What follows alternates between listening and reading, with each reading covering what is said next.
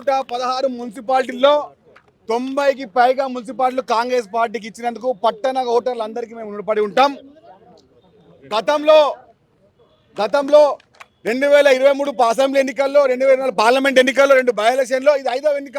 అస్సాం గుర్తుపైన 5వ ఎన్నికైన పంచవర్ష ప్రణాళికల ద్వారా ఎన్నికైన ప్రతి ఎన్నిక కూడా పట్టం కట్టినటువంటి తెలంగాణ ప్రజానికానికి మేము రుణపడి ఉంటాం. ఇప్పుడైనా కూడా లత్కోరు మాటలు మాట్లాడే కల్వకుంట్ల తారక రామారావు, పిచ్చి మాటలు మాట్లాడే తండ్రి హరీష్ రావు, మీరు బుద్ధి తెచ్చుకోండి. లేకపోతే కేఎల్ కథం దుకాన్ మంద్ బీఆర్ఎస్ పార్టీది.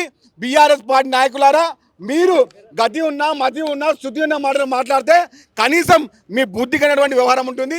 లేకపోతే హైదరాబాద్ గల్లీలో కానీ గ్రామాల్లో బస్తీల్లో కానీ తెలంగాణ ప్రజలకు మేము తిరగనియదు. చిల్లర మాటలు మాట్లాడే బీఆర్ఎస్ నాయకులారా కబర్దని చెప్తున్నాము. బీజేపీ బీఆర్ఎస్ రాజకీయ విభజన చేసి సిరిసిల్లలో బీఆర్ఎస్ గెలిపింది బీజేపీ పార్టీ, ఆదిలాబాద్లో బీజేపీ గెలిపింది బీజేపీ పార్టీ రాజకీయ విభజన చేశారు. కాబట్టి వీళ్ళు తెలంగాణ వీళ్ళకు నూకలు లేవు.